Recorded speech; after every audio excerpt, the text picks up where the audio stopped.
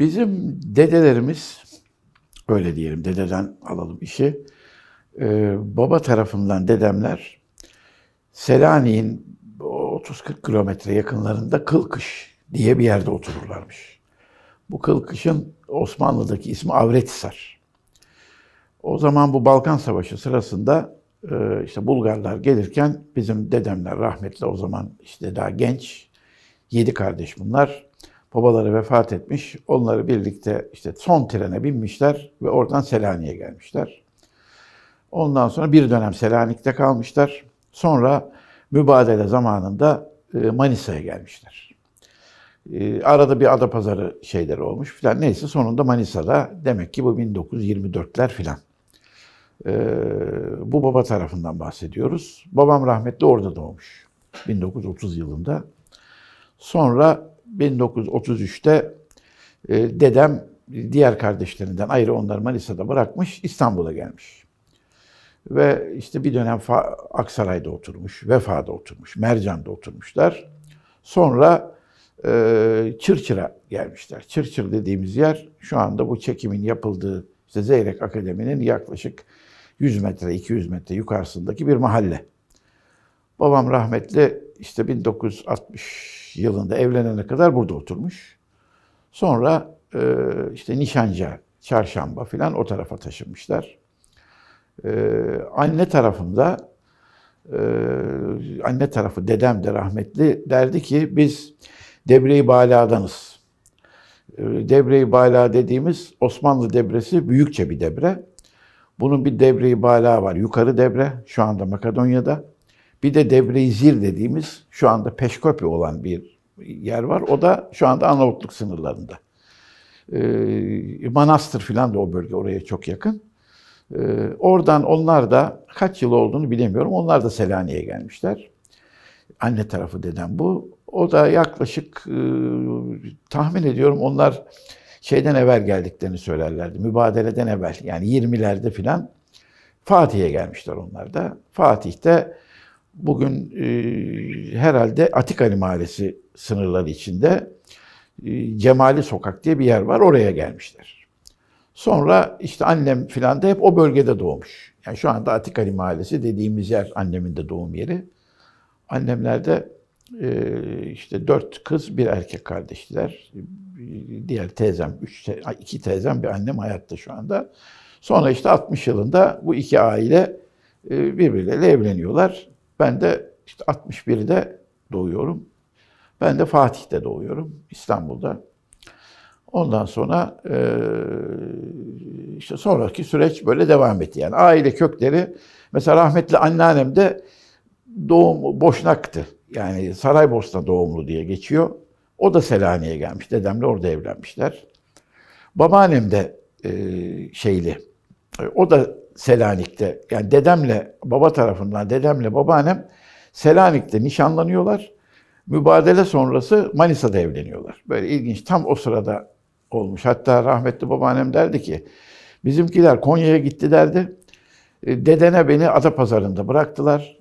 Trenden almışlar babaannemi, Manisa'ya getirmişler. Sonra işte 15-20 gün sonra Manisa'da düğünleri olmuş. Dedeni görmemiştim diyor. Nişan, iki aile kıymışlar. Sonra Manisa'da bana diyor, efendi annem, rahmetli babaannem anlatırdı. İşte kayınvalidesi demiş ki bak kızım işte senin kocan bu adam diye.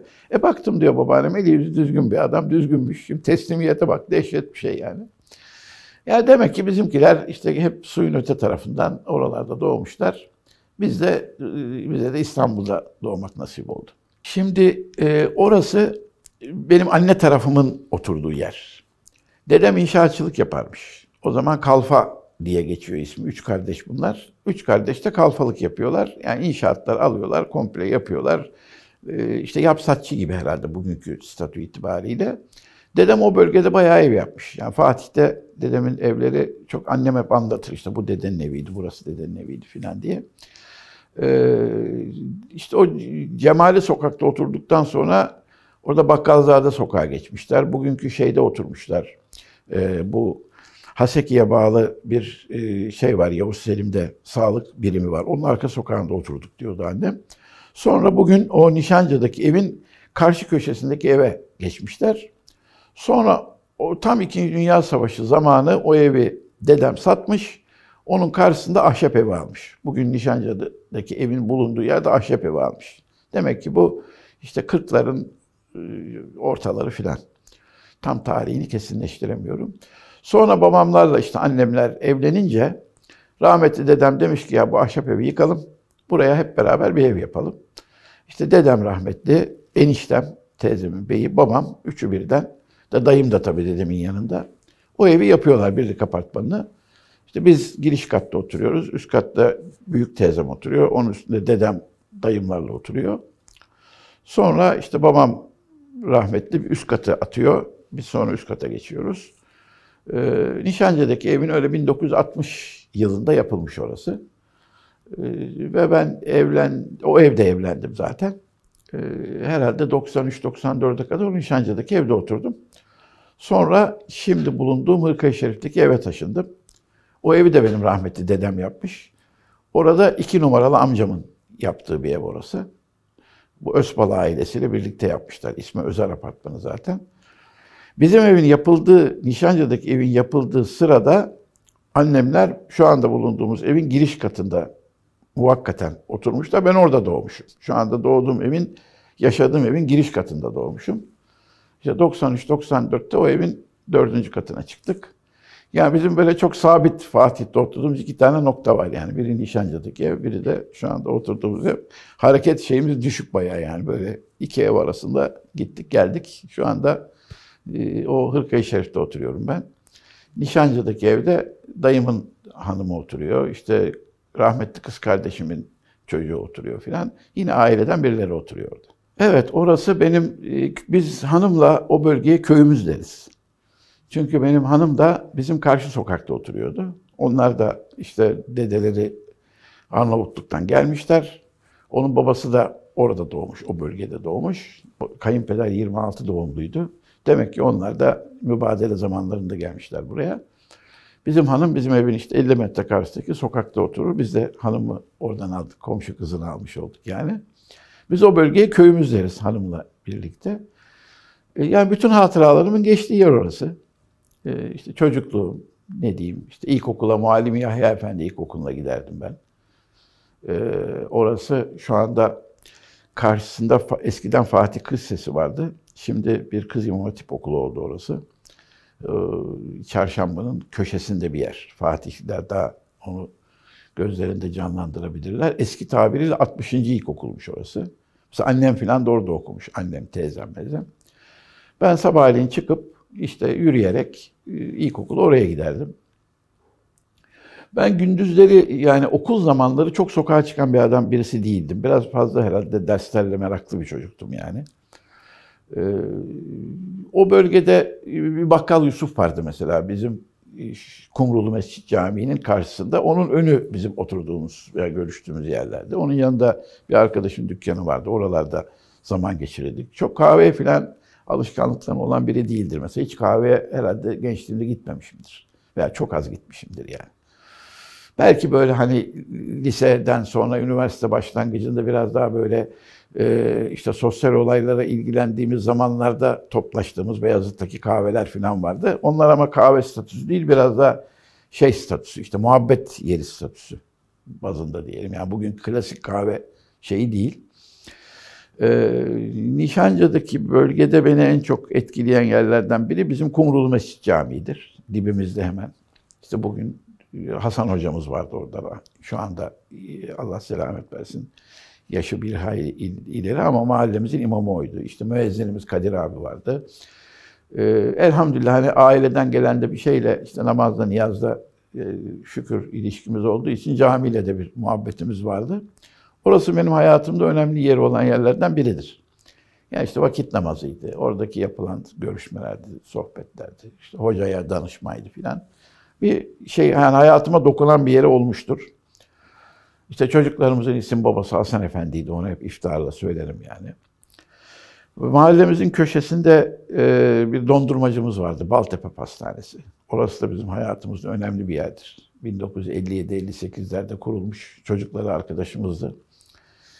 O dondurmacı bizim açımızdan önemliydi. İşte İşte karşı sokakta top oynadığımız yer vardı. Ispanak sokak, top oynayabiliyorduk. Veya Müstakimzade sokak, dondurmacının karşısında. Orası da top oynanabilen bir yerdi. Şimdi mesela şu anda belki şaka gelir bunlar ama işte ne bileyim mahalle çocuğu olarak oynayabiliyorduk yani. Nişancı'daki evin güzelliği şuydu. Üst katta teyzem oturuyordu. Onun üstünde dedem oturuyordu. Anneannem, dedem filan. Onlarla yani bir nevi hani bu hikayelerde konak hayatı falan anlatılır ya. Konak değildi ama yani aile içi muhabbetin iyi olduğu bir şeydi. Güzel, kardeşler de anlaşıyordu tabii. İşte annem, teyzem, dayım, mayım filan.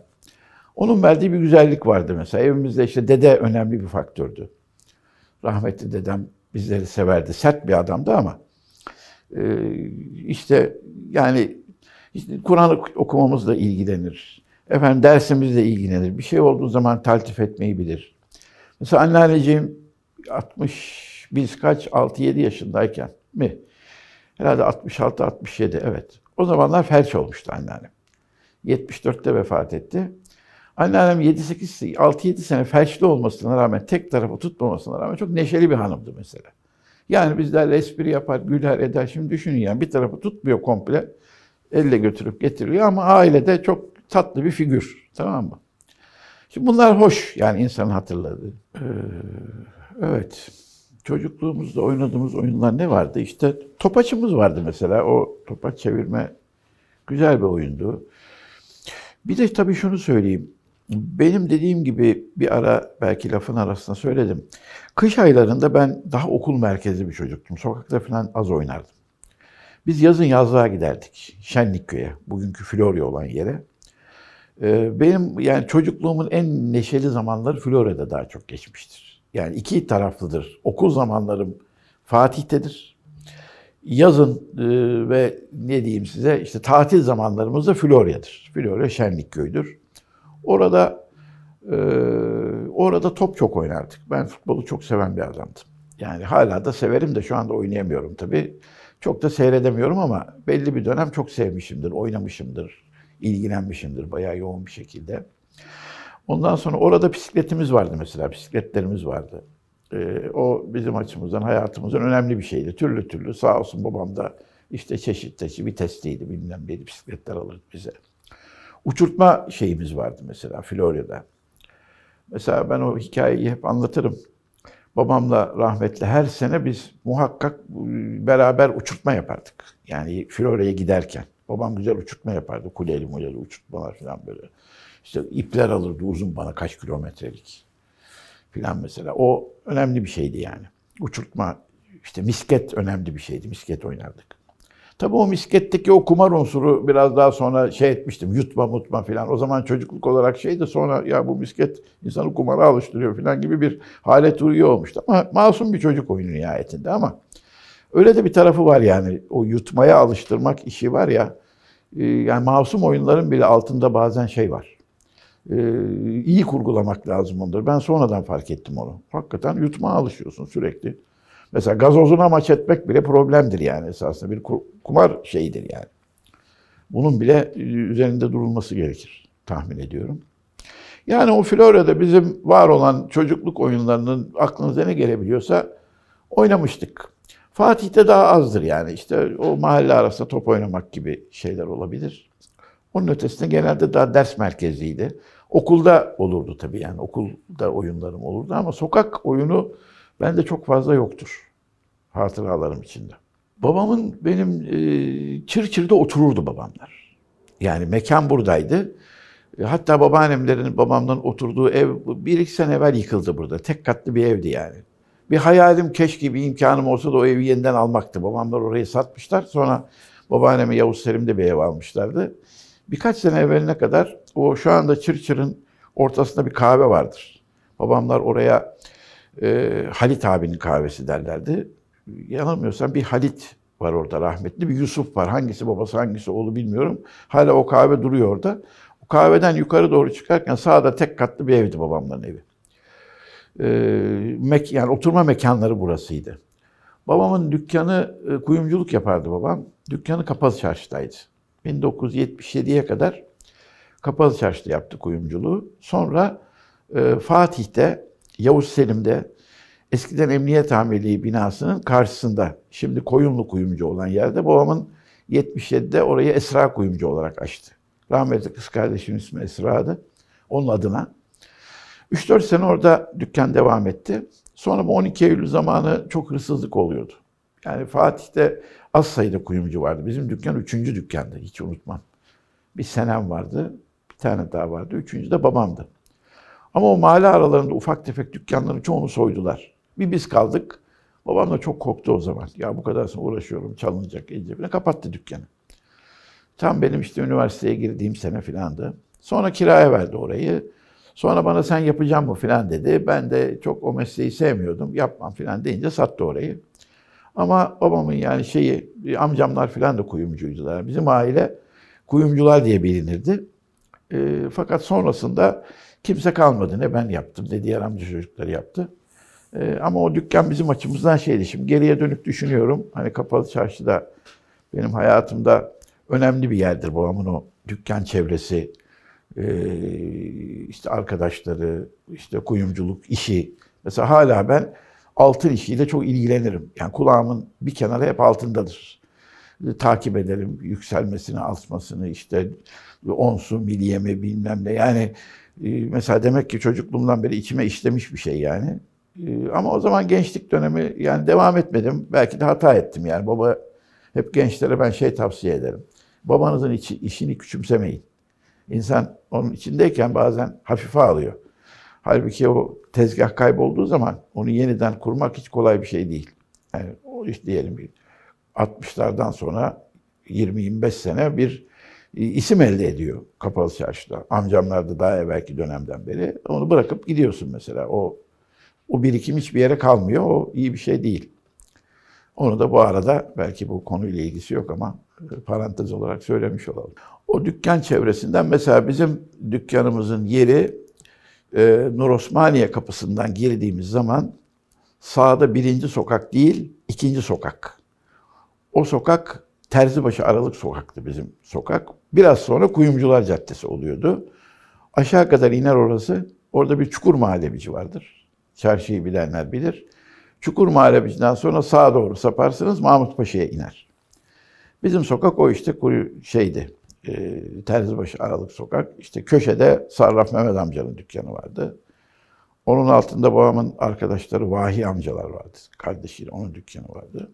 Onun bir altında benim büyük amcamın dükkanı vardı. Onun işte çeşitli kiracıları olurdu. Mesela Özpala ailesinden Ömer abinin komşuydu bizim. Onun altında bizim dükkan vardı. Köşemizde bir tane ayakkabıcı Cevat abinin Rumeli, onun dükkanı vardı. Karşımızda bir Erzurumluların bir kuyumcusu vardı. Onun karşısında İhsan Tim diye bir amcanın kuyumcu dükkanı vardı. Onun üstünde de Hayırlı Kuyumcu. Bizim sokağın panoraması böyle.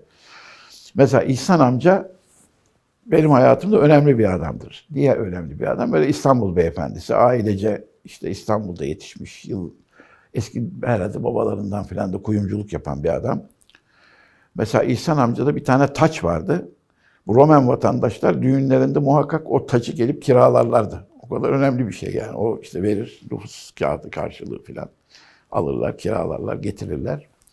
O dükkanda dayım da çalışmıştı uzun dönem. Bizde de çalıştı bir dönem dayım. Mesela İhsan amcanın bende şöyle bir şey olurdu. İşte ilkokul bitti, Galatasaray'ın imtihanlarına girdim. Galatasaray'a girmeye hak kazandım. Ama niyetim Vefa'ya gitmek. Bizim ailede de öyle işte Galatasaray Lisesi'ne gitme falan gibi bir şey yok yani. Ama babam okumamı istiyor, annem de okumamı istiyor filan ama ben Vefa'ya gitmek istiyorum. Galatasaray uzakken ben Beşiktaşlıyım, ne işim var Galatasaray'da filan gibi bir muhabbet. Tabii İhsan amca öğreniyor bunu. Babama diyor ki Necdet bak seni döverim. Bu çocuğu götüreceksin Galatasaray'a. Babam diyor nasıl filan. Yatılı orası olsun. Alıyor babamı gidiyorlar Galatasaray'a. Konuşuyorlar. Neyse razı ediyorlar oradakileri. Diyorlar yatılı parası verelim gündüz okusun filan filan. Ama İhsan amcanın şeyi bu yani rahmetlinin. Tabii babam da belki de bir zaman sonra önemli bir şey bu çocuğu niye götürmüyoruz diye onu da kafasına şey etmiş. Annem de içten içe istiyormuş. Neyse beni öyle Galatasaray'a yazdırdılar. Ama mesela orada İhsan amcanın bir komşunun insanın hayatına dokunması önemli bir şey. Yani onu hayırla yad ederim. İşte ben gittiğim zaman hemen beni bir turist geldi muhakkak çağırırlardı. Erhan gel, bak biri geldi, Fransızca konuş. Ya işte bırakın beni, yok hayır. İşte aşağıdan bir haber alan geliyor. Erhan Fransızca öğreniyor ya. Mesela aşağı kadar hep onlar tanıdıktı işte. Köşede Selahattin amca vardı bir tane köşe. Onun aşağıda bir tane de Raşit vardı mesela. Raşit amca. Bizim 3-4 dükkan aşağımızda Mahmut Erol Kılıçlar'ın kuyumcu dükkanı vardı. Şevki Bey amcayla onun amcası Ziya amca, onlar kuyumcuydu. Onlarla biz hem aileden komşuyduk, babalardan hem annelerden. İşte böyle aşağı kadar işte ne bileyim Uğurluların dükkanı vardı. Bilmem daha kimler vardı. Neyse. Kökler vardı mesela. Şu anda Kökler'in oğulları bizim ticaret odasında ile mecliste beraberiz. Yani o sokağın içinde işte aşağı kadar olan dükkanların belki 1/3'ünü hani tanırdım babamlardan dolayı. O Çukur Muharebeci'den aşağı inerken sıra odalar vardır. Orada amcamlar kuyumcu makinesi yaparlardı, benim 2 amcam. Onlar kuyumcu imalatına başlamışlar. Bir yerden sonra o zamanın onlar ilkokul tahsilli insanlar. Ama o makineyi, yabancı bir makineyi taklit olarak Türkiye'de ilk yapan adamlardı 2 amcam. Yani bu mesela çok ilginç bir şey yani. Bir yabancı o kalem yapma makinesi derler. Bu bileziklerin filan üstüne desen atılır ya. O bir makineyle yapılıyor. Elmas uçlu bir kalemle. Eskiden onları elle yaparlarmış. Sonra makine otomatik olarak oraya desen yapmaya başlıyor.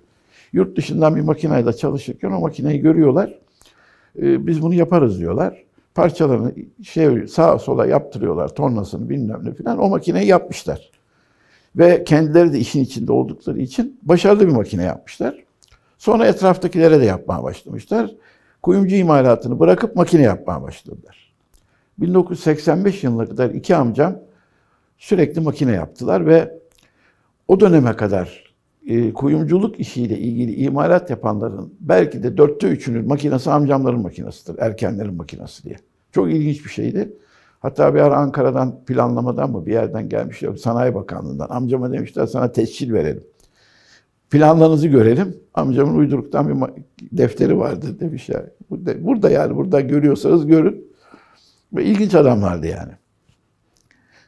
Yani bizim Türkiye'deki bu hani müteşebbislerin filan bazen çok ilginç bir hikayeleri vardır, gücü vardır. Yani bunu mesela diyelim ki bir mühendisliğe doğru yönlendirmiş olsaydı biri müthiş adamlar olurlarmış. Ama yine kendi şartlarında çok başarılı.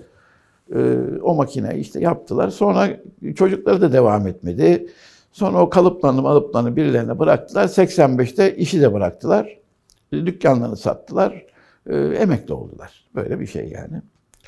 Diyeceğim yani bizimkilerin böyle bir kuyumculukla ilgili Kapalı Çarşı'da böyle bir şeyleri vardı. Kapalı Çarşı'nın önemli yerleri bizim açımızdan işte o Cevahir Bedestleri mesela küçüklüğümde hatırladığım önemli bir yerdi. Tabii o zaman önemini o kadar çok anlamıyordum. Yani benim açımdan böyle içinde bıcırlı gıcırlı dükkanların olduğu bir yer. Ama mühim bir yer diyorsun ama ne olduğunu bilmiyorum. Sonra okudukça anladım ki hani Fatih Sultan Mehmet İstanbul'a geldiğinde ilk defa Cevahir, İstanbul'u fethettikten sonra ilk Cevahir Bedestlerini yapıyor. Ve orası Ayasofya'ya gelir getirmek için yapılıyor. Ve o bölgedeki insanların önemli eşyalarının içinde taşındığı bir yer. Tamam mı? Bugünkü banka kasaları gibi filan bir yer. Hatta Kapalı Çarşı'nın yukarıdan resmine baktığınızda 2 tane kubbeli bölge görürsünüz. Bir Cevahir Bedestlerinin bölgesi kubbelidir. Bir de onun yanında Sandal Bedesleni vardır. Sandal Bedesleni bizim dükkana yakındı. Orada eskiden belediye işletiyordu orayı ve orada halı müzayedeleri yapılıyordu. Böyle girer aradan bakardık. Mesela orası da, o Bedesten de çok önemli bir yer. Hani Bedesten Bezistan'dan da geliyor. İçinde bezmez de satılırmış eskiden. İsim oradan geliyor. Sonra şimdi mesela orası bir yemek firmasına verdiler. Böyle içim yanıyor yani o tarihi yeri. Ama o 2 Bedesten sonra okununca fark ettim ki çok önemli bir şey. Tabii o zaman için mesela o sokakların önemini o kadar anlamıyordum. Sonra bu ahilik filan gibi meseleleri okuyunca Kapalı Çarşı'nın o sokaklarının ne kadar önemli olduğunu gördüm. İşte Kalpakçılar Sokağı mesela Nur Osmaniye'den girdiğinizde. İşte bizimki Kuyumcu Sokağı. Mesela Terzibaşı aralığı dediğimizde o bölgede terziler var eskiden. Mesela bir tane bizim dönemimizde terzi levazımatı satan bir adam vardı. Demek oradan eskiden kalma bir adam. İşte ne bileyim kürkçüler vardır mesela. Efendim yorgancılar, örücüler, efendim işte kavaflar. Bütün sokaklar hep meslekle ilgili. Mesela eniştemin yorgancılarda dükkanı vardı. O sokak komple yorgancıydı. Tabii şimdi o eski yorganlar kalmadı, o pamuktan filan. Hani her çocuk evlenirken kızlar için özellikle yorgan yapılırdı mesela. Mahalle yorgancıları da vardır ya. Eniştemin de öyle güzel bir yorgancı dükkanı vardı. Hatta yıllar sonra bu Kadircan diye bir adamın Fotoğraflarla İstanbul diye bir şeyi vardır. 2 ciltlik kitabı vardır. Görürseniz okumanızı isterim. Yanılmıyorsam Ticaret Odası basmış onu. Eniştemin resmi var orada. O yorgancı dükkanında. Baktım gençlik haliyle adam çekmiş. Kitaba da basmış. Tabii yorgancılar sokağının en güzel taraflarından biri de şeydir. O sokağın ucunda Yorgancılar Camii vardı. Rahmetli Muzaffer Özak 80 öncesi orada cuma günleri hutbeye çıkardı. Ve ben de giderdim ona. Çok tatlı sohbetler olurdu rahmetlinin. Orada da öyle hala küçük bir cami vardır. Kapalı Çarşı'da hep anlatırım. Burada bir daha yeri geldikçe söyleyeyim. Örücüler bende çok ilginç bir şeyi vardır. Örücülük diye bir meslek var eskiden. Yani pantolonunuz burada zedelendiği zaman örücüye götürüyorsunuz. Onu öyle bir örüyor ki yeni gibi oluyor, veya gömleğiniz. Yani kullan at meselesi henüz olmadan evvel eşyaların tepe tepe kullanıldığı zaman örücülük diye bir meslek o eşyayı kurtarıyor. Şimdi tabii kapısı var, sokağı var ama öyle bir meslek yok yani şu anda. Ter bulduğunu atıyorsun yani, kullanıp atıyorsun. Bir de işte ne bileyim yeni alıyorsun, çok az kullanıyorsun, dolap üstünden satıyorsun onu filan, böyle sürekli yeniliyorsun yani. Tabii üretimin çok, hani sanayileşmeden sonra arz çok artıyor tabii. Üretim çok artınca bunu tüketmen lazım. Ne yapacaksın? İnsanları tüketme teşvik edeceksin. O zamanın kurulduğu dönem kol gücüyle imalat yapılan dönem. İşte ayakkabıdan adam 10 tane yapıyor. Onun kıymetini biliyor. Veya pantolondan 3 tane yapıyor terzi. O zaman onu koluyorsun. İşte örücü de tamir ediyorsun. Bilmem temizlikçi de temizletiyorsun. Ama sonra imalat çok olunca mecbur tüketip atıyorsun. Yani hayat şartlarının değişmesi o sokakların da ancak tarihi bir pozisyonu olduğunu bize gösteriyor. Ama o sokakların varlığı bende çok şey eder. Yani eski hayatı o sokaklara bakarak yaşayabiliyorsun. Kapalı Çarşı'nın öyle bir şeyi var. Kapalı Çarşı'nın bir çarşı camii vardır mesela. Merdivenle çıkılan, yorgancılara giderken güzel bir camidir o. O da Raif Hoca vardı. Raif Bahriyeli diye, babamdan arkadaşıydı, rahmetli oldu. Ondan sonra Cevahir Bedesten'in içinde küçük bir mescit vardı. Oranın bir imamı vardı, Ahmet Hoca. Şimdi Esenköy'de oturuyor, hala yaşlıca bir amca. Gördüğümüzde eski günleri anıyoruz. Falan mesela Çohacan vardır orada. Kuyumcu imalatları yapılır. Onun girişinde bir küçük mescit vardır. Ya yani içeride böyle, bir de yan hanları çok güzeldir Kapalı Çarşı'nın etrafında. İşte Zincirli Han, bilmem neydi isimleri başka. Gelmedi. Bir Zincirli Han geldi aklıma da. Belki onların isimlerini bir daha çıkarmak lazım. O etraftaki hanlar, han hayatı güzeldir yani. Küçük küçük odacıklar, işte içinde imalatçılar, ortada bir şey alanı vardır onun. Cümle alanı, oturulduğu alan. Yani eski ticaretin nasıl olduğunu görüyorsunuz orada. Üst katlarda belki insanların kaldığı bir yer. Belki bugünkü rezidanslara kısmen benziyor. Yani altta otopark, 1. kat dükkan, üst kat yatacak yer. Hanlarda da işte alt tarafta diyelim adam atıyla falan geldiği zaman onun barınacağı bir yer. Giriş katta dükkanlar, depolar, onun üstünde insanların kalacağı yerler gibi bir formatı var o hanların. Böyle Kapalı Çarşı ile ilgili ortasıyla ve etrafıyla ilginç bir şey yeri tabii. Ticaret yeri, İstanbul'un bir dönem en önemli alanı yani. Gerçi hala çok önemli yani. En büyük AVM diyelim o dönemin şartlarında. Evet, mahallede genelde mesela Fatih'teki mahallemizde hep Müslim insanlardı yani. Ehli kıble insanların olduğu bir yerdi. Yani başka dinlerden pek kimse yoktu. Ama Türkiye'nin farklı coğrafyalarından insanlar vardı. İşte Rumelisi de vardı, Karadenizlisi de vardı. Ee, Diyelim ki bizim neydi mesela komşularımız? Hemen yan tarafımızda dayımın kayınpederleri otururdu. Evet, onlar da işte dayım da yan taraftan kız almış yani. Mesela onun yanında bir Necmiye Hanım teyzeler otururdu. Necmiye Hanım teyzelerin kökünün gayrimüslim olduğu, sonradan Müslüman olduğunu söylerlerdi. Ama Necmiye Hanım teyze Müslim, temiz bir teyzemizdi yani. Karşı tarafta mesela Marangoz Mehmet amcanın bir dükkanı vardı, hatırlarım. Onun yanında Doktor Halil vardı. Yani doktor meslekleriyle demek ki tanımıyoruz. Onun yan tarafında bizim aile dostları Göktürk, Bozkurt falan vardır rahmetli. Onların anneleri otururlardı ki onlarla hala görüşürüz yani. İşte ne bileyim bir tarafımızda saatçilerin evi denirdi. Demek mesleklerle de anılıyor bu. Yani saatçinin evi, doktorun evi filan gibi. Efendim yan tarafımızda mesela Bulgaristan göçmeni Mehmet amcanın evi vardı. Bak o da öyle tanınırdı yani. Dedemle rahmetli anlaşamazlardı onlar nedense böyle. Onun için o da biz selamlaşırdık filan ama bir kekreklik vardı. Niye olduğunu bilemediğim. Yani o ilişkide bir şeylik hep devam etti. Belki evler yapılırken biri birine yarım metre taşmış filan öyle olabilir yani. Onun dışında böyle fırına doğru bizden evden çıktığımızda sağ tarafa Kumrulu Mescid tarafına gider. Sol tarafa fırın, Nişancı Fırını ve Nişancı Camii tarafına gider. Mesela ben bir ara Nişancı ile ilgili bir yazı yazmıştım. Orada 70'li yıllarda bütün o şeyleri anlatmıştım. Tek tek evlerde kimler oturuyor diye böyle bir yazıydı o, uzun bir yazıydı. Hatta bir ara belediye onu kitaplaştırmak istiyor şimdi. Yazdım, bitirdim de bekliyorum, basacaklar herhalde. Mesela orada önemli olanlardan biri benim açımdan Eczacı Süheyla ablaydı. Rahmetli oldu. Onu hep söylerim. Mahallemizin belki ilk hanım eczacısıydı o ablamız. Her gittiğimizde aileyi sorar, annemi babamı sorar. Mesela ben evlendiğimde Süheyla abla kızmıştı bana. Çok erken evlendin oğlum, evlenilmez. Ya Süheyla abla yapma.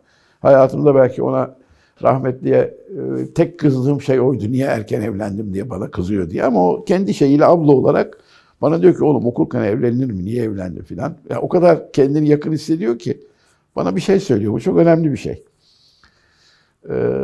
Dondurmacıya doğru giderken mesela Gürpınar Tuhafiye vardı. O da önemli bir figür. Abdullah abi. Biz bayramlarda filan Abdullah abinin o dükkanında yardıma giderdik ona. Yani tuhafiyeci dükkanında biz işte 2 gün çalışıyoruz. Yani para filan beklentimiz yok. Abdullah abiye yardıma gidiyoruz. İşte o da ailemizi tanıyor, bizi tanıyor. Kasasına oturuyoruz adamın. Yani ne kadar ilginç bir ilişki değil mi? İşte dondurmacının kasasına geçiyoruz. Orada dondurma dolduruyoruz. Bize niye geldin diyen yok. Gel demiyor onlar ama biz gittiğimizde de niye geldin demiyorlar. Ya böyle bir şey. İşte mesela yine hep anlatırım. Karşı komşumuz Halil amcanın rahmetli hanımı vardı. Nimet Hanım teyze. Şimdi 12 Eylül öncesinde ben böyle işte öğrenci evlerine falan gidiyorum, geliyorum ufak ufak. Akşam geç geliyorum eve falan. Annem çok meraklı, hala çok meraklıdır böyle bize. O zaman da daha meraklıydı. Bir de tabii etrafta insanlar vuruluyor ediyor. Ne yapsın kadıncağız? Şimdi ben böyle gelirken Nimet Hanım, annem camda bekliyor, Nimet Hanım da karşıda bekliyor. Tam beni görürken işaret ederdi, geliyor seninki. Nimet Hanım da beni bekliyor, tamam mı? Yani böyle bir ilginç bir şey. Hani mahallenin çocuğu Erhan. Şimdi mesela otur ne kadar var bilmiyorum. Yani insanlar birbirini çok fazla tanımıyor şu anda. Ama işte komşuluk yani sıcak ilişkiler vardı. Tabii bir gerisinde rahmetli anneannemin çok network'ü çok kuvvetliymiş mesela. Hep mahalleliye kahve içmeye gidermiş. Mesela benim hanımın babaannesi, o da bizim karşı sokakta oturuyor, bahsetmiştim. Anneannem onu hep kahve içmeye gidermiş. O kadar araları iyiymiş. İşte babaannem orada yakında oturuyor, ona giderlermiş birbirlerine sabah kahvesine. İşte ne bileyim, bugün Ahmet Rasim Ortaokulu'nun yanında bir Övünç apartmanı vardı. Orada oturanlar bizim ailenin çok yakınlarıydı. Erkekleri kapalı çarşıda yorgancıydı. İşte hanımları annemlerin arkadaşıydı. Gidip gelinirdi oralara. Mesela kadın günleri olurdu. Hepsinin annemlerin günleri vardı. Mesela annemin bir ara ayın herhalde 4. cumasıydı. Sonra onu 9'u yaptı. İşte teyzemin 16'sıydı. Öbür teyzemin bilmem 3. cumaydı. Şimdi bu hanım günlerinde kadınlar toplanıyorlar. Akşamları da beyleri toplanıyor. Çünkü mamalar yapılıyor o gün. Bizim için de çok güzel bir zaman. Evde işte börekler, çörekler bilmem neler yapılıyor. Akşam da erkekler geliyor. Yani bu çok hoş bir sosyalleşme türü. Bunun şimdi farklı versiyonları var tabii. Daha modern yerlerde yapılıyor ama. Ama anneannemin o şeyi, annem biraz daha az geziyordu, annemler, teyzemler. Rahmetli anneannem onlara derdi ki ben öldükten sonra kimse sizin kapınızı çalmayacak. Gitmiyorsunuz. Gidin. Yani insanlara gitmek lazım. Mesela ilginç bir şey yani. Onun zamanında anneannemin döneminde daha hareketliymiş o. Mesela rahmetli anneannem de neredense bir tıbbı nebevi şeyi var. Duydukça şey yapıyorum. Çok öyle tedavileri var anneannemin. Annemde bayağı var onlar bilgi olarak. İşte ne bileyim kulağı ağrıyorsa işte sarımsağı alıyor, zeytinyağının içine koyuyor, orada şey diyor, onu ısıtıyor, onun yağını kulağına koyuyor, geçiyor. İşte melhemler yapıyor mesela anneannemin. Mesela dedemin bir yerinde çıban çıkmış. Anneannem işte zeytinyağlı, soğanlı melhemleri var. Yapmış, tedavi etmiş. Böyle enteresan bir şey vardı anneannemin. Tabii ne kadar nereden gelmiş onu bilmiyorum ama şu anda annemden tevarüs eden, anneannemden gelen şeyleri bazen böyle doktor olanlara söylüyoruz. Çok güzel şeyler var orada. Keşke diyorum anne bunlara bak not etsek. Yani aman şey edelim. Bazen anlatıyor. Hani biz bir kenara koyuyoruz ama yani o zincirin o ucunu yakalamak lazım. Tabii onu bir de bugünkü tıpla da bir şey etmek lazım. Yani hani içinde yanlış da vardır. Belki de yaparız. Ziyan olur insanlara. Ama o günün şartlarında mesela anneannemin sosyalliği anlatılan, biz işte 74'te vefat etti. Ben 13 yaşındaydım. O gün o kadar anlamamışız da şimdi anladığım kadarıyla mesela o sosyalliği, mahalleyle ilişkisi çok daha kuvvetli onun. Sünnet o zaman çok şeydi. Şimdi mesela sünnet düğünleri çok azaldı benim gördüğüm. Yani İstanbul'da özellikle mesela benim torunlarımın hiçbirinin sünnet düğünü olmadı. Yani çocuklar işte doğdu bir iki sene içinde hemen ona, hatta çabuk sünneti tavsiye ediyor doktorlar. Mesela bizim dayıoğlunun sünneti, dayıoğlu, amcaoğlu, yani onların sünnetleri çok görkemliydi. Ben de çok özenirdim. Benim de babam çok güzel bir sünnet töreni yapmıştı bana o zaman Şenlikköy'de. İşte lokantalar çağrıldı, bahçede millete yemek verildi, şeyler, mevlütler, bilmem neler filan. Yani çok ehemmiyet verilen bir şeydi bizim dönemimizde sünnet. Mesela ben kendi sünnetimi en iyi hatırlıyorum. İşte aile Eyüp Sultan'a gidiyorsun muhakkak.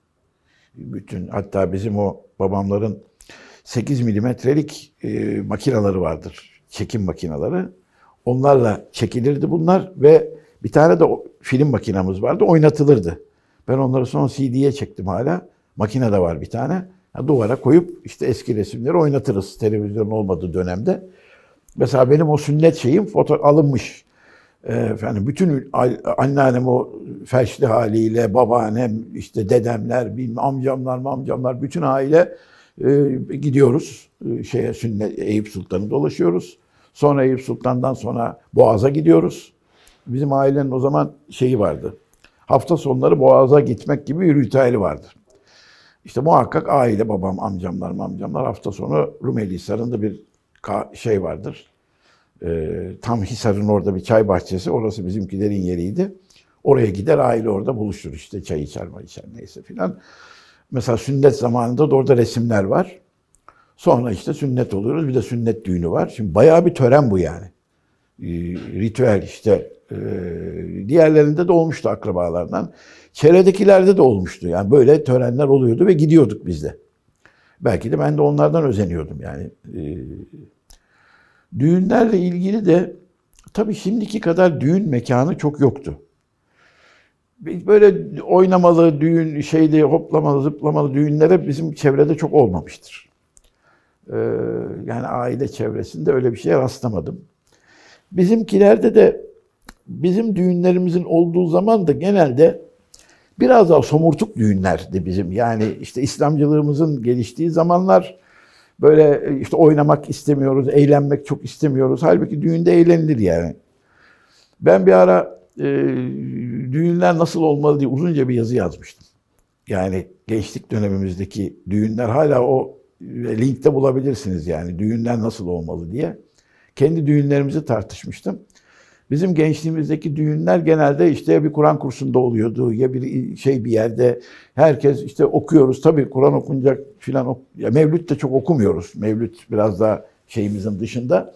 Ama Kur'an okunan, işte yemek ikram edilen ama çok da böyle eğlenilmeyen bir şey. Halbuki usulü münasipte eğlenilebilir de yani düğünlerde. Hiç unutmam mesela bizim rahmetli Ahmet Şişman abi o aileden birinin düğününde bir şey çalmış, bir söz sanatkarı çağırmıştı. O ilk söylediğinde çok değişik gelmişti bize. Yani biri çalıyor, bir adamın biri de söylüyor. Ya bu formatın dışında bir şey. Ama yani olamaz mı? Yani tartışılabilir o zaman için. Dediğim gibi bizim gençlik dönemlerimizin düğünleri biraz daha şeydi. Düğünden çok ne diyeyim size daha toplantı havasında olan şeylerdi. Kendi şeylerimiz öyle. Ondan evvelkilerde de böyle çok kadınla erkekli karışık düğünlere bizim aile gitmezdi. Tamam oralarda şeyiz. Daha böyle işte mütevazi düğünlere gittiğimizi hatırlarım. Yapılmıyor muydu? Yapılıyordu da ben çok gitmemişimizdir aile itibariyle. O geçiş dönemi yani daha batılı ve asri düğünlerin olduğu zamanlar da var ama biz oralara gitmiyoruz. Kendi düğünlerimizin zamanında da daha henüz formatı yakalayamamışız nasıl olacağını. O geçiş döneminin insanıyım ben. Yani onun için düğünlerle ilgili bu kadar söyleyebilirim. Belki o benim yazıya bir bakarsın. Gerçi bu sözlü kültür ama. Bayramlarla ilgili şimdi bizim aile yani o büyük bahsettiğim aile bir Nişancı'daki ev. Onun 100-150 metre ilerisinde Yavuz Selim Caddesi üzerinde babaannemin evi.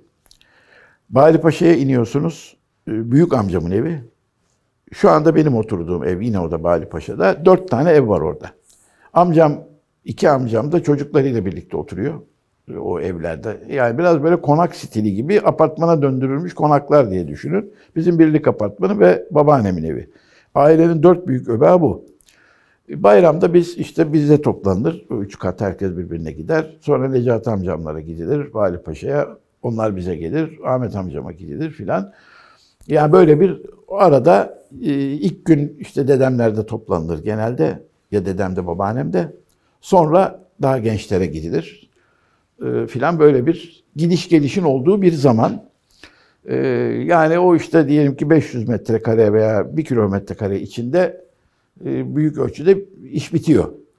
Aile ziyaretleri bitmiş oluyor. İşte hazırlanıyor millet. Yemekler, yiyecekler, bilmem neler filan. İşte çocuklara mesela bayramlık işi çok önemliydi.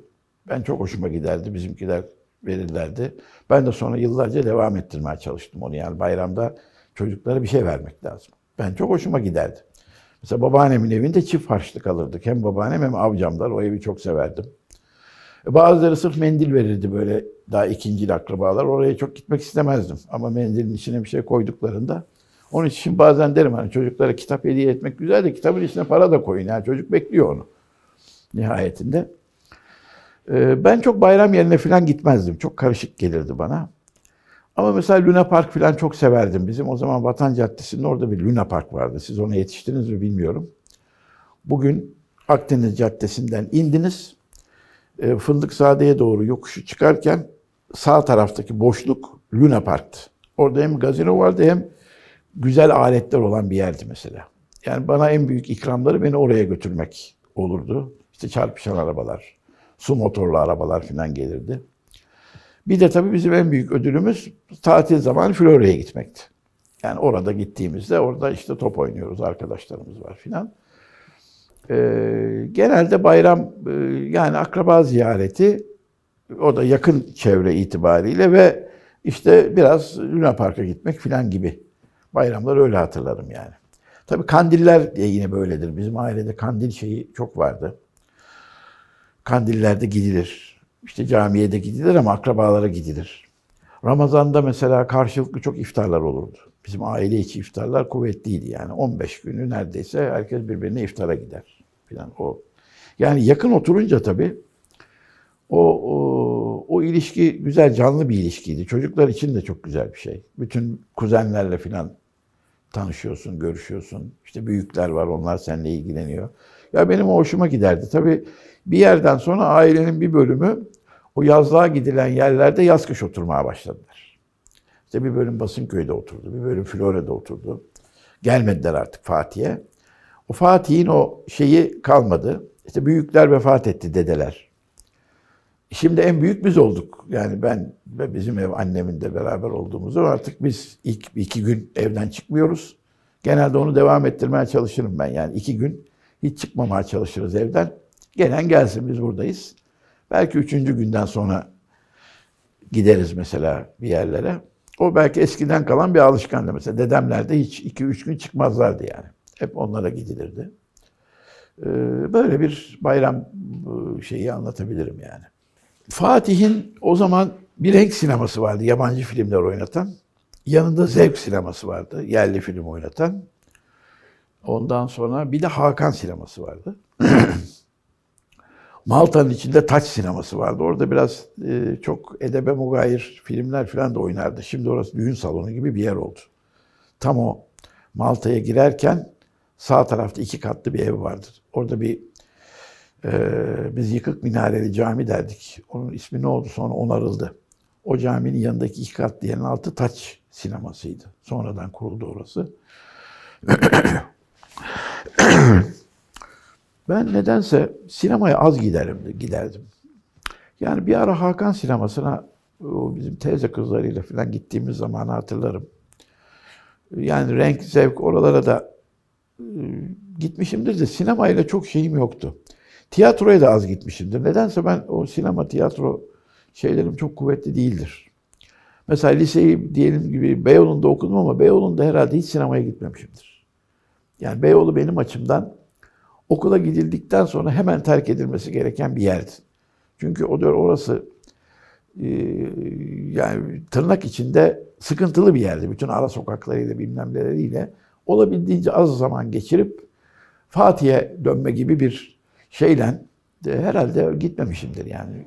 Tahmin ediyorum, hatırlamıyorum yani gittiğimi. İşte o şehir tiyatrosu vardı. Oraya gittiğimiz olmuştur. Necat Uygun'un bir tiyatrosu vardı. Bir zaman açıldığında Aksaray'da ona gittiğimizi hatırlarım. Gençliğimizde bizim Müslüman arkadaşların bir şeyi vardı. Bir tiyatro sahneye koymuşlardı. Bu işte Ulvi Alacakaptan'ın şeyinde, liderliğinde İbrahim Sadri, Barbaros Ceylan filan onların yaptıkları bir tiyatro vardı. Mesela bizim açımızdan o önemli bir şeydi, etkinlikti. Ama tabii o birazcık şey, ya daha diye tırnak içinde ideolojik bir şey yani.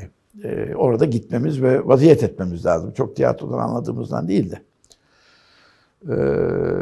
Onun dışında başka herhalde ben sporla çok ilgiliydim tahmin ederim. Yani mesela pimpon çok oynardım. Bizim lisede de spor imkanları iyiydi Galatasaray'da. İşte basket oynardım, çok futbol oynardım. Pimpon çok oynardım. Bir ara okul takımına falan girmiştim. Pimpon hoşuma giden alanlardan biriydi. Onun ötesinde belki özel zevk olarak mesela bir ara kıl testeresine falan çok takılmıştım. Yani kıl testeresiyle işte bir şeyler yapmak, el sanatları falan. Onlar bir ailede bayağı bir şeydi böyle lise yıllarında falan meşhurdu. Mesela onlarla çok uğraştığımı hatırlarım.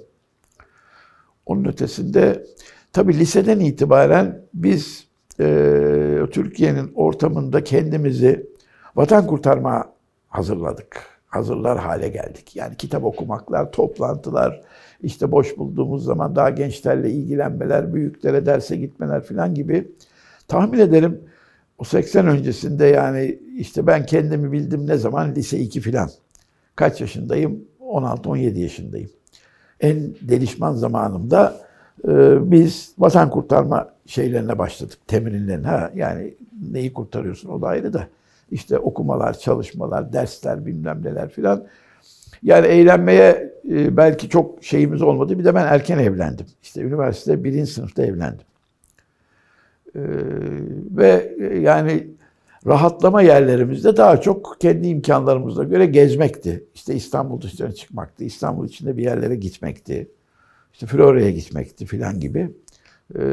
nefes alma imkanlarım böyleydi yani. Yok yani futbol, basketbol, pimpon. Futbol bir ara genç takımda oynadım ben. Şehremine genç takımında oynadım bir dönem. Orada lisans falan da çıkarttım hatta. Yanılmıyorsam çıkmıştı yani lisansım. Florya'nın takımları vardı. Orada oynadım bayağı işte B takımı. Bir ara A takımına falan başladım. Yani topu çok seviyordum. Fakat rahmetli babam da benim eski futbolcuydu. Babam da çok o işlere sardırmamı istemiyordu. Okumama engel olur diye. Çok da arkadaşı vardı. Çok zorluyordum onu. Baba beni bir takıma götür falan. Mesela hatta beni bir ara İstanbulspor'un antrenör arkadaşıydı babamın. Gittik beraber. Mahalleden de bir çocuk vardı. O da iyi bir futbolcuydu. Ben de kendime güveniyorum. Fakat babam beni seçmelere aldırtmadı mesela. Adam çağırmadı. Baba niye oldu ya işte seni sonra götüreceğim falan. O çocuğu sokturdu. Mesela her yerde engelledi. Yani Allah razı olsun esasında şükran borçluyum yani. Belki gireydim oralarda. Kaybolup giderdim de yani o şeyin içinde. Sürekli engelledi. Onun en büyük korkusu ben okumayacağım. Bir, çarşıya gelip parayı seversen okumazsın derdi. Dükkana gelme, az gel. Bir de top mop bak, profesyonel yapma bunları. Sonra okulun gider. Yani kendi okumadığı için benim ona çok önem verirdi. Yani korumaya çalışırdı beni. Sağ olsun yani o da kendince. Ama ona rağmen yani işte o spor şeyleriyle bir dönem çok ilgilendim. Ondan dolayı daha böyle o yani kitap okuma dışında işte sinemaydı, tiyatroydu, kültürel şeylere çok fazla az gittim yani. Az alanımda yer etti onlar nedense. İşte lise dönemi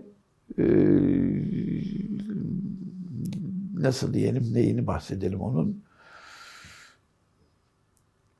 Yani işte dediğim gibi lisede okuma yanlısı bir adamdım ben mesela. Ortaokul sona kadar yani daha derslere ilgili bir adamdım. İşte iftihar listelerine geçeceğim bilmem ne filan. Yani oralarda çok takıntılıydım.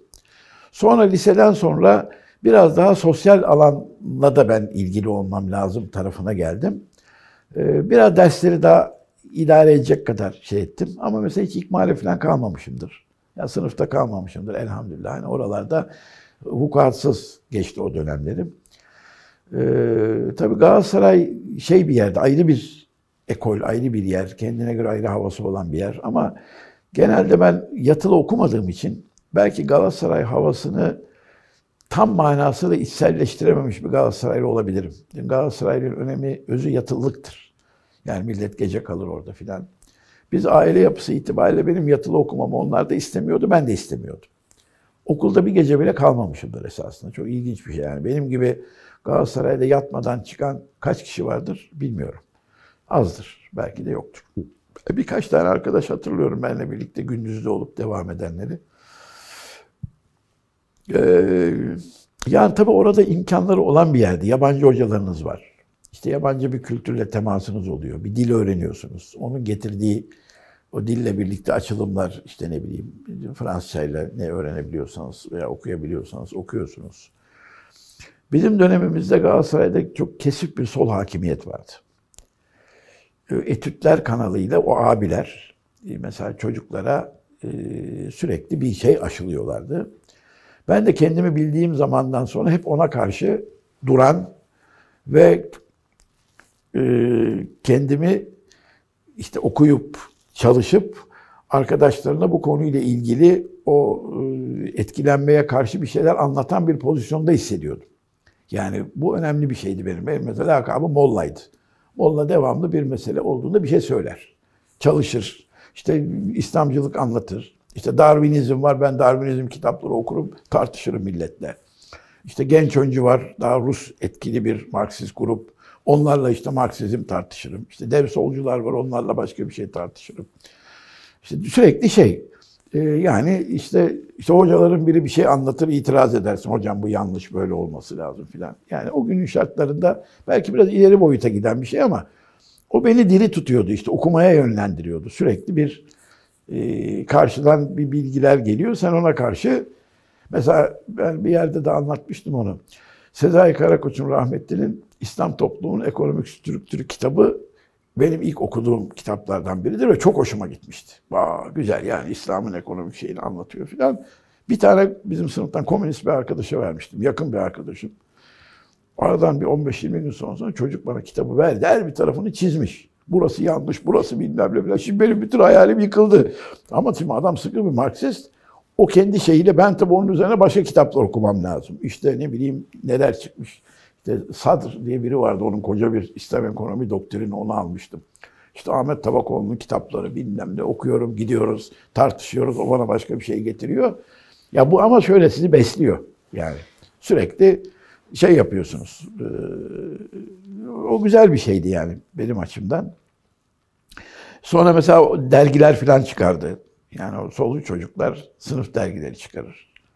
İşte asılır o dergiler bütün. Yani mesela dergi neşriyat kolu Galatasaray'da iyi çalışan bir yerdi. Kültür edebiyat kolu iyi çalışan bir yerdi.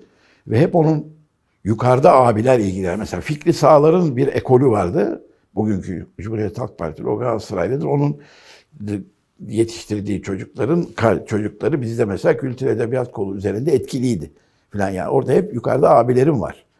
Bu işin duayeni olan, işte Tan Oral bilmem, işte karikatürist, onun karikatürleri oluyor orada filan. Tamam mı? İşte ben de bizim mahallede kimler var filan, onlara bakıyorsun. İşte o zaman rahmetli Şevket Eygi ile ilk tanışmıştık. Bizim ilk abimiz o, Galatasaray'dı. O bize işte şey yapıyor, bir şeyler anlatıyor. Kitaplar veriyor, sen onu okuyorsun, anlatıyorsun. Başka kim abiler var, bakıyoruz filan etrafa. Yani lise dönemi benim açımdan bir farklı bir kültürle temas. İkincisi, o kültüre karşı benim bulunduğum camiada ne var? Bunu aramak, okumak, uğraşmak gibi bir zamandı yani. Hani böyle klasik bir lise talebesinin ötesinde daha farklı işlerle de uğraşan bir lise talebesi. İşte sonraları şey oldu. Hani okulda bizim gibi düşünen çocukları bulabilir miyiz? Alt sınıflardan onları aradık. İşte onları aldık, tanıştık, ettik. Onları alıp bir yerlere götürdük. Beraber kitap okuduk filan. Hani hem kendimiz yetişiyoruz hem onlarla bir şeyler yapıyorsun. Lise dönemimiz öyle bir şey oldu. Son dönemler tatsızdı. 12 Eylül öncesi işte vurulanlar oluyordu. Okulda böyle işte çok silahlı tipler çıkıyordu. Korkuyorsun da seni de vuracaklar diye. Yani etrafımızda çünkü vurulanlar oluyor yani. Fena bir dönemdi o. Yani bir yandan dik duruyorsun, kimseden korkmuyorsun gibi ama içinden de pıt pıt yüreğin atıyor. Yani şey gibi, su gibi insan ölüyor nihayetinde. Mesela o zamanlarda tanıdığımız bazı arkadaşlar vurulmuştu. Çok fena olmuştu bizim açımızdan. İşte diyelim bayramda, seyranda muhakkak onları ziyarete giderdik. Kaç sene evveline kadar ben gittiğimizi hatırlarım yani. Bizim açımızdan gençliğimizde beraber yürüdüğümüz adam vuruluyor mesela. Bu bir genç için şeyi düşün. Mesela bizim Sedat Yenigün abi vardı. Rahmetli. Benim amcamların üst katında otururdu. Çok da düzgün bir abiydi Sedat abi. Şimdi 1950 doğumlu Sedat abi. Ben 61 doğumluyum. Aramızda 10 yaş var. Öldürüldüğü zaman 80 yılı mı ne? 30 yaşında öldürüldü adam. Bir berber dükkanında geliyorlar, sıkıyorlar kafasını, öldürüyorlar adamı. Şimdi bu adamın en önemli vasfı ne? Edebiyat öğretmeni bu adam.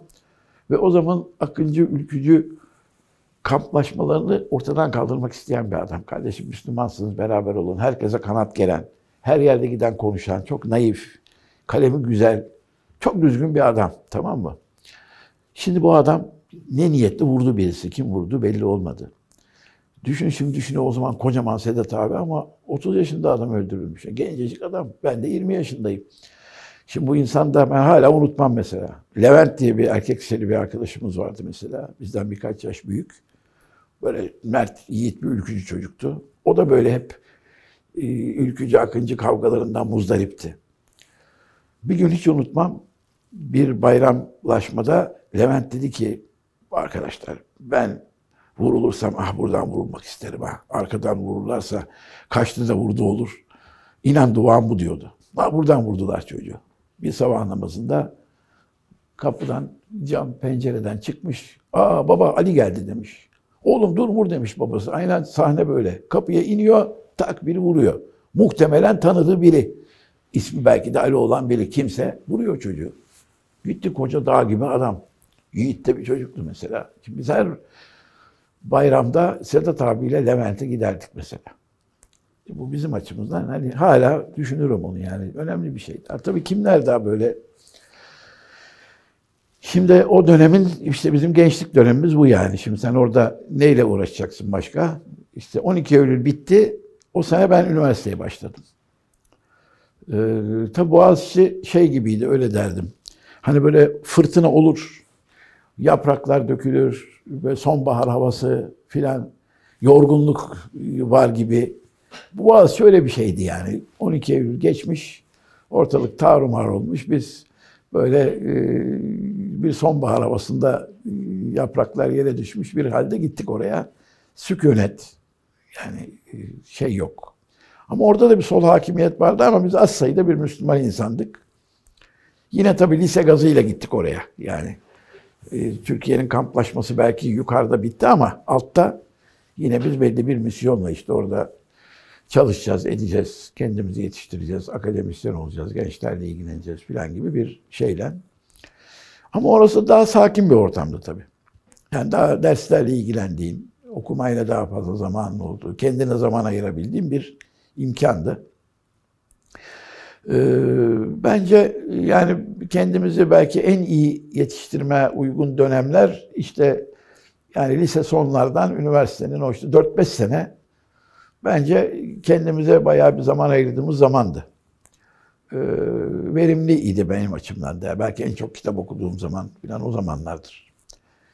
O zamanlarda evlendim zaten. Üniversite birinci sınıf mıydı? Birinci sınıfta evlendim. İkinci sınıfın sonunda çocuğum oldu. Benim üniversitedeki lakabım Baba Erhan'dı. Neden? Çocuğumuz var diye. 3 tane Erhan vardı. Ben Baba Erhan, bir tane Müdür Erhan. O sürekli düzgün giyinen bir arkadaşımızdı. Bir de Adanalı bir Erhan vardı. Benim onun için birinci çocuk Ali'yi bütün hepsi tanırlar. Çünkü toplantılarda bir şey olduğunda bizim hanım perde vardı bizim evde. İşte hani erkekler geldiği zaman ayırırdık. Perdenin altından Ali'yi verirdi.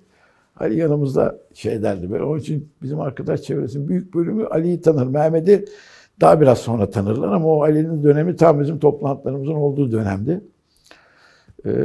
Dolayısıyla üniversite zamanı da yani hem evlenme hem iş kurmuştuk o zaman geçinmek için. Hem bu toplantılar. Ama yani düşünüyorum hepsine nasıl vakit buluyorduk? Ya buluyorduk akşam gezmeler. Sonra mesela biz üniversiteyi bitirdim 86 falan gibi yuva kurduk arkadaşlarla. Hani çocuklarımız büyüdü. 3-4 yaşına geldiler.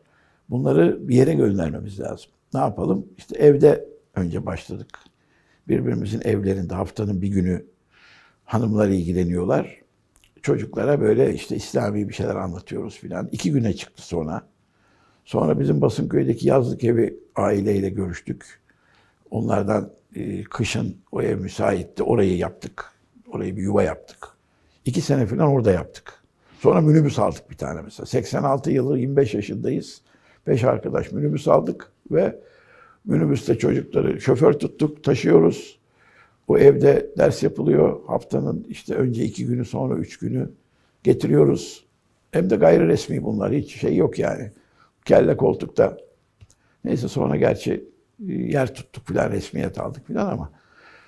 Ya bunlar mesela 1980'li yılların önemli aktiviteleriydi hayatımızda.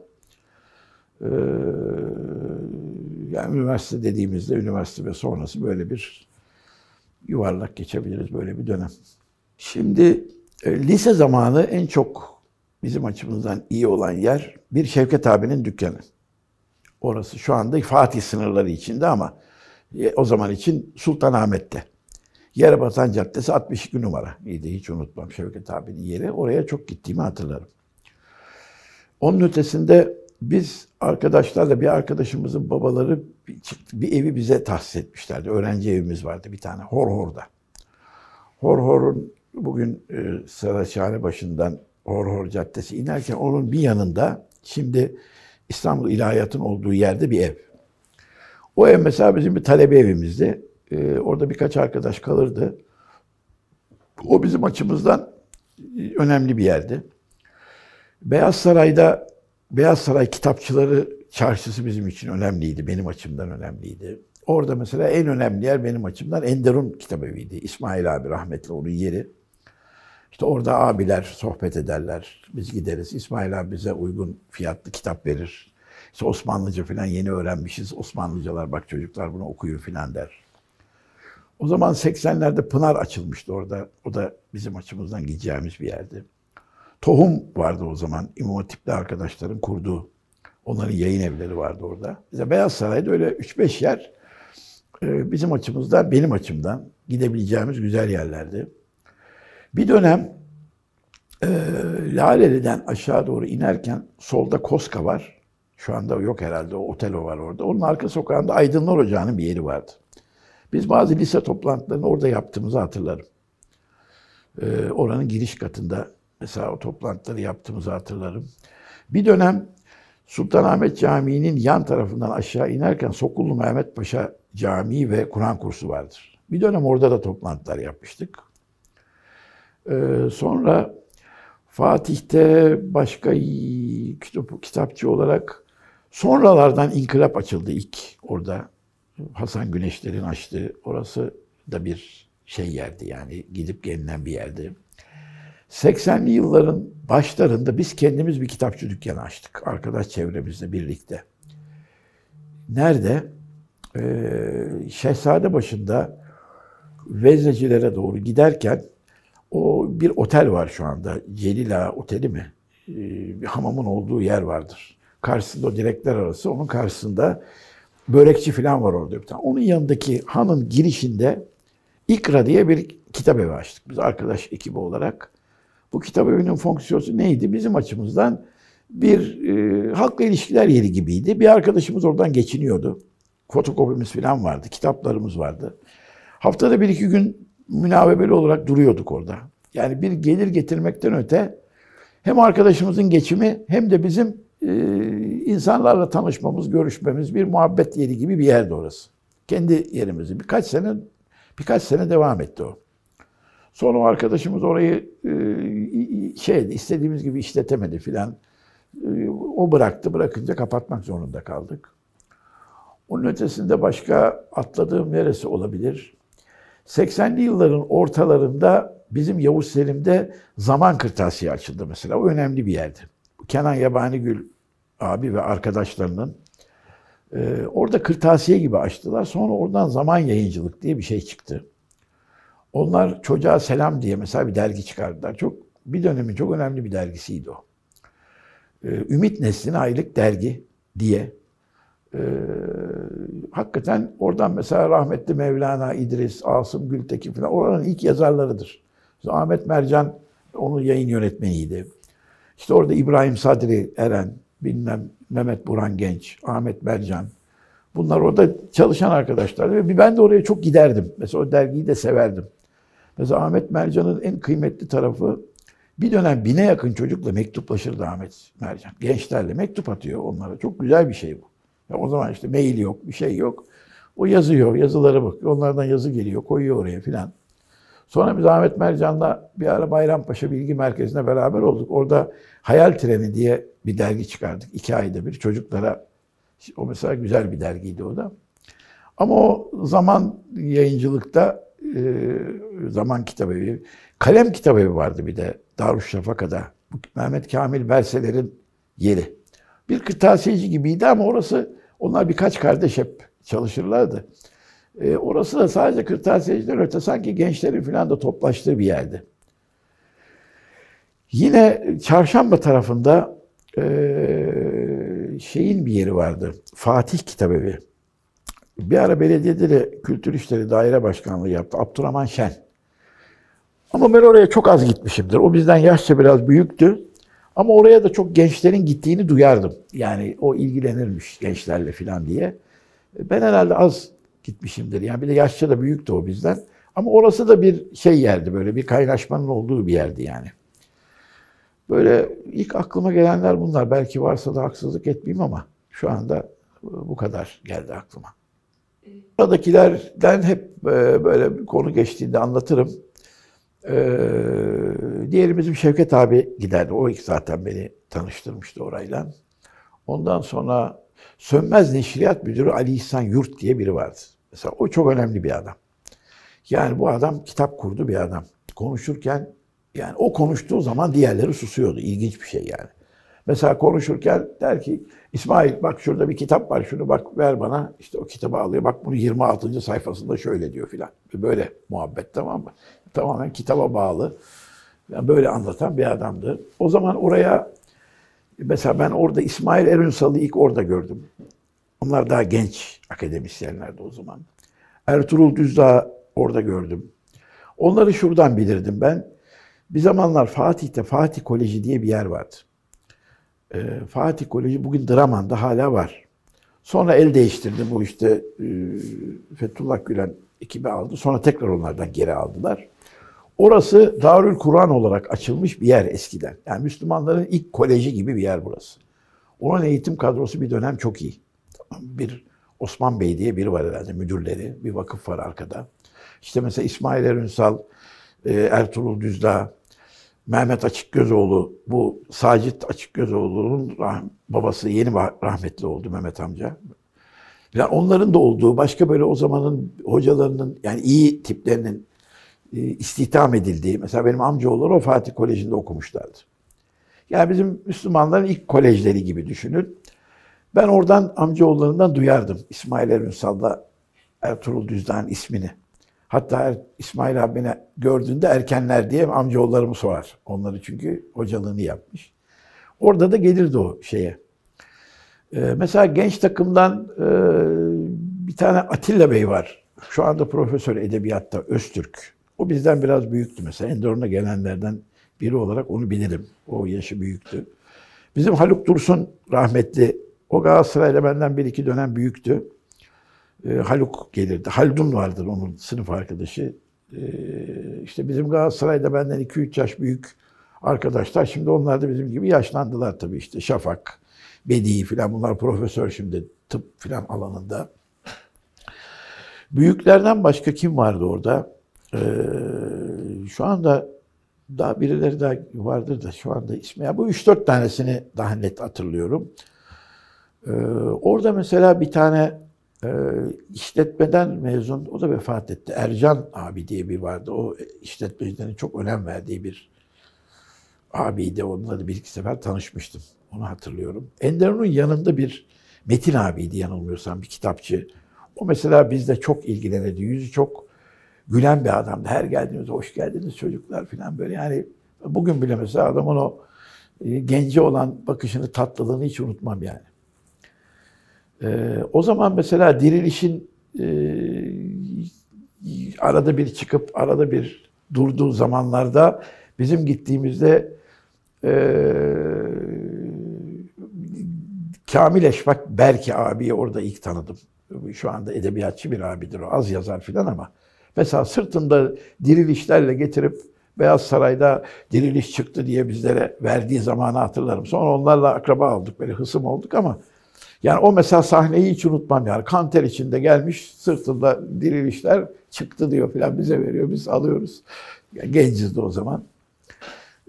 O Beyaz Saray'da böyle o tür şeyler hatırlıyorum. Bir de bizim Haluk'la, rahmetli Haluk'la Haldun, bugünkü Birlik Vakfı'nın olduğu yerde Milliyetçiler Derneği vardı. Orada kalırlardı bir dönem. Onlara bir yer ayarlanmıştı orada. Biz Galatasaray döneminde orada toplantılar yapardık. Ya bir Haluk abimiz vardı bir tane. Şimdi emekli falan oldu. O Haluk abimizde çok emeği vardır. Haluk Gezen diye bir abi. O hafta sonları orayı hazırlar. Muhtemelen oranın anahtarı falan da ondaydı. İşte Haluklara o yeri de o ayarlamıştı. İşte çayımızı koyar. İşte bize konuşmacı bulur. İşte simitlerimizi alır. Biz gidiyoruz işte. Lise talebesi bize birileri bir şey anlatıyor falan. Mesela Erol Özbilgen hocayı ilk orada ben gördüm. O da bizim Galatasaray mezunudur. Mesela Erol Özbilgen ilginç bir adam. O herhalde sağ bildiğim kadarıyla, Allah selamet versin, kaç senedir görmedim ama o adam mesela iyi bir mühendis. Ve bir dönem belediyede imar müdürlüğü yapmış Büyükşehir'de. Sonradan adam tarih ve edebiyat, ya edebiyat okudu ya tarih okudu. Doktora yaptı orada, o alanda.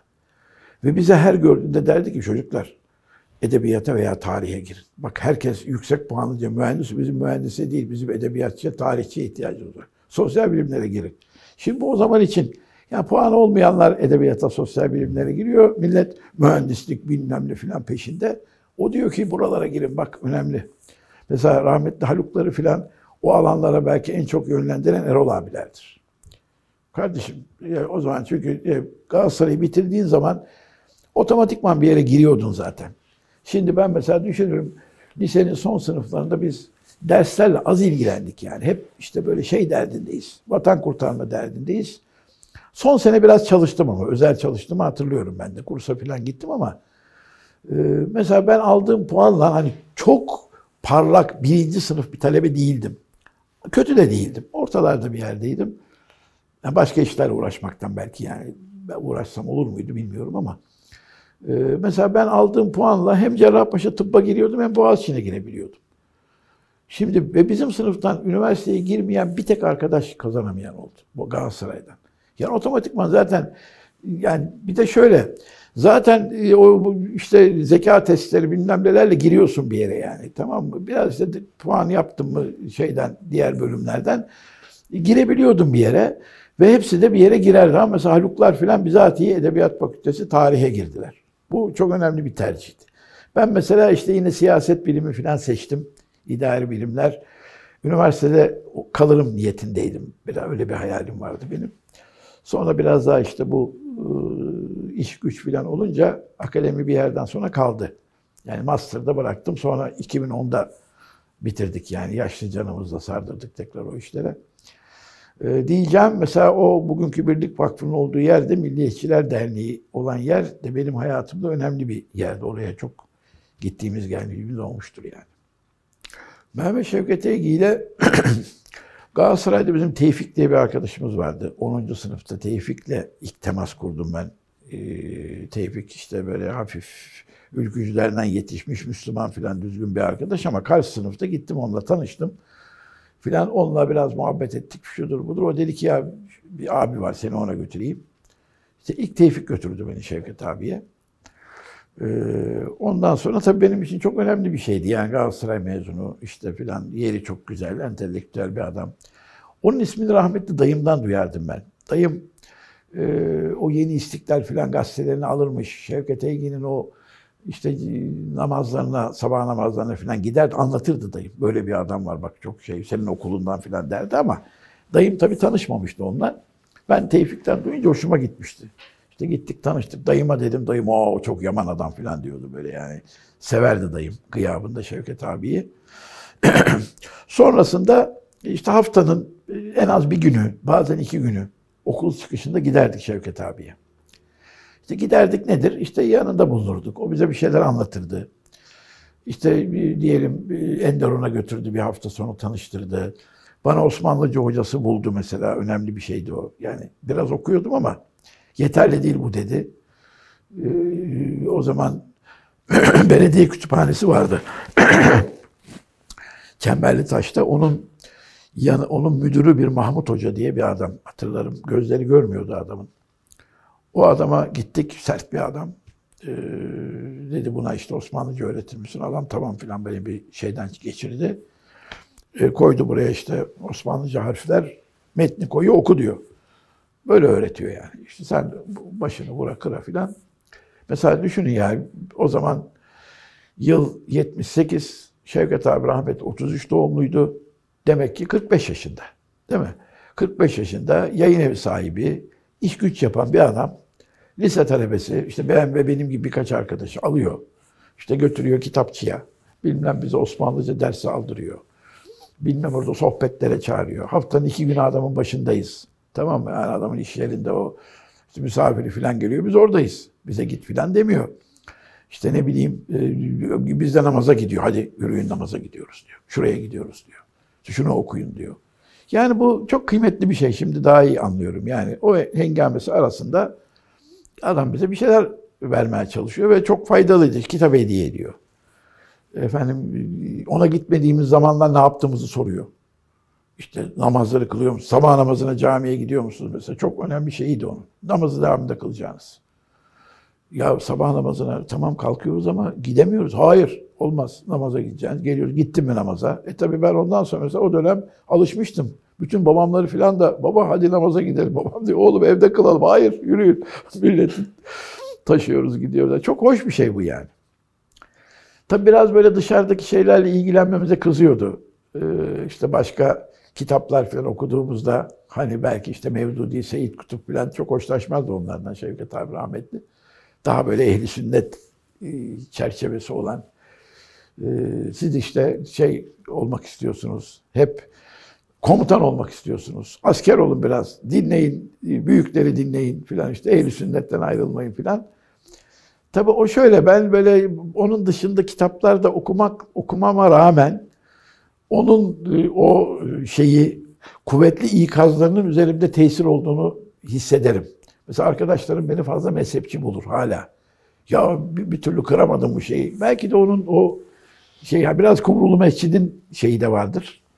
Yani İsmail Ağa çevresinin o ne diyeyim size etkilemesi vardır. Tahmin ederim Şevket abinin de vardır. Yani aman dikkat edin. Bu reformcular bunların kitaplarını okumayın. İşte bu bak hemen içtihat, naylon müştehitler oturup kendi kendinize içtihat ediyorsunuz. İşte diz çökmeniz lazım. Öğrenmeden bir şey öğrenmemesi lazım falan. Yani adam belki bize şunu diyor. Yeterli ilim sahibi olmadan tutup kendi başınıza ortaya çıkıp bir fikir ortaya koymaya çalışmayın. Adam gibi okuyun. Bir yere gelin. Ondan sonra yapabiliyorsan yap ama o seviye de düşük bir seviye değil. Yüksek bir seviye. Yani onun seviyesi çok yüksekti. İşte lise deyince Eton Koleji olacak. Üniversite deyince şöyle olacak. İşte Arapçayı iyi bileceksin, İngilizcen, Fransızca yanlışsız yazacaksın. Ya yazamıyorsun yanlışsız. Yanlış olmaz. İşte Türkçe yazıyorsan tasihsiz yazacaksın. Mesela Şevket abi derdi ki benim yazdıklarımdan tasih bulamazsınız derdi. Bu çok önemli bir şey. Yani yazıyorsun ve yanlışsız yazıyorsun. Fransızca yazıyorsun, işte düzgün yazıyorsun. Yani Fransızca biliyorum ama yazamıyorsun, okuyamıyorsun. Ne kıymeti var? Yok. Adam gibi öğreneceğiz. Şimdi bu ya mükemmeliyetçilik belki bize onun da tesiriyle bende de mesela vardır o yani. Hiç ufak tefek bir şeyi oldu demem yani. Hiç yeterli görmem. O kötü bir şey tabii yani insan hiç mutmain olamıyorsun ama belki de bir yandan da iyi bir şey. Neden? Yani aza kanaat getirdiğin zaman ortaya sade suya tirit şeyler çıkıyor yani. Ama şöyle adam gibi bir şey yapmak istiyorsan o işin dibine kadar gitmen lazım. Belki işte hani Şevket abinin bize en büyük faydalarından biri o olmuştur. Hiçbir yeterli görmemek. Bence hani gelişmek için bunlar önemli şeyler. O tür adamları belki çoğaltmak lazım yani. Şimdi din eğitimi olarak belki işte en iyi hocalarımız diyelim Hasan Efendi'yi sayabiliriz. Yani o nedir? O vaaz kültürü, kitaba dayalı bir vaaz kültürü diyelim. Yani camide kitap okutuyor. İşte mektubat okutuyor. Nurul İzah okutuyor. Bilmem işte Müslim okutuyor, Buhari okutuyor. Yani o okuyor, sen dinliyorsun, takip ediyorsun. Bu bir tür bir eğitim yolu. Vaaz ve bu klasik derslere dayalı bir eğitim yolu. Onun dışında ben bir dönem Arapça uğraştım. Ne diyeyim işte emsile, bina, avamil, ishar filan. Oralara kadar bir bölüm İsmail Ağa'da, bir bölüm onun dışındaki yerlerde. Farklı farklı hocalardan. Bir dönem ilahiyatta bir Sadrettin Gümüş Hoca vardı mesela. Onu da bayağı haftanın birkaç günü herhalde onunla emsile, bina, maksut filan oraları okuduk. Gittik geldik. Metinlere geçtik. Bir dönem Hasan Karakaya diye bir rahmetli oldu. Ondan İbni Akil diye bir Arapça kitabı okuduk. Onun üzerine biraz hadis filan okuduk filan böyle bir şey yaptım.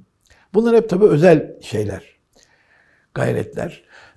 Kendi arkadaş çevremizde bir dönem şöyle bir eğitim programımız oldu. Bir temel kitabımız oluyordu. O konuyla alakalı Türkçe tercüme edilmiş kitaplar seçiyoruz. İşte bunlar genelde akaid, kelam, hadis usulü, tefsir usulü, fıkıh usulü, tasavvuf.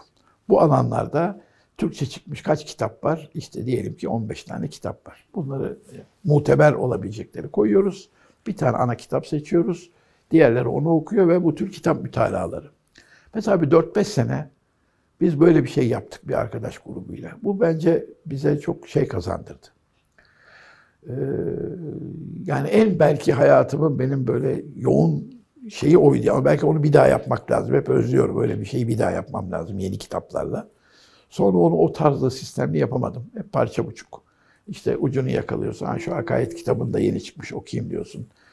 Ama onun bende ve bizde hepimizde uyandırdığı şey şu oldu. Yani İslami ilimlerle ilgili ve Müslümanlıkla ilgili bir şey söyleyecekseniz usul meselesine dikkat etmek lazım. Yani işte fıkıh usulü diye bir zihniyetiniz yoksa olayları algılamada hep hata yaparsınız. Yani şu hadisi aldım, uyguluyorum. Değil. Bunu bir fıkhi bir akıl yürütmenin içinde bir yere koyman lazım. Eskiden böyle yapmışlar, müesseseleştirmişler bunu. Bu mesela bende hala bir ihtiyattır. Yani televizyonda izlerim tartışanları, bakarım 2 tane farklı usulden adam tartışıyor. Bunların anlaşmaları mümkün değil. Usulleri farklı çünkü. Yani önce bir usulü tartışmak lazım. Biz hangi usul üstünde konuşuyoruz? Biri tasavvuf meşrep bir adam, biri fıkıh meşrep bir adam. Konuşuyorlar, birbirlerine giriyorlar. Anlaşmaları mümkün değil. Bilgi kaynakları farklı. Yani filan. Bu usul meselesi bence yani o çalışmalarımızdan edindiğimiz en önemli şeydi. Benim gördüğüm kadarıyla. Ama tabii çok böyle bir okullu bir eğitim almadım ben. Hep dışarıdan, yani kendi gayretlerimizden. İşte bir dönem mesela Mahmut Bayram Hoca'ya çok giderdik rahmetli. O bize bir yönlendirmiştir diyelim. Bize birçok şeye şunları okuyun, bunları okuyun. Yani düzenli gittiğimiz adamlardan biriydi. O da rahmetlilerden biriydi. Bir dönem hafızlığa merak sardım ben. Ama yani belli bir yerden sonra durdum. Tam yanlış bir zamanda başlamışım. Nur Osmaniye'ye gittim geldim. Ya yanlış bir zamanda demeyeyim de kendimin şeyi. Haşa zamana yanlış demek doğru değil de. Yani kendimin yapamaması diyelim. Öyle diyelim yani. Daha erken başlayaydık. Daha tam üniversiteye gireceğim sene başladım. 2. sayfalarda filan işte o nişanlandım, evlendim, kaldı orada. Şey böyle yani benim İslami eğitim dediğim şey çok düzenli, belli bir okuldan gelme değil. Biraz böyle kendi gayretlerimizle, kendi çevremizden yaptığımız ders programlarıyla yürüyen bir müktesebatım oldu yani. Çok bir şey olduğunu iddia edemem yani.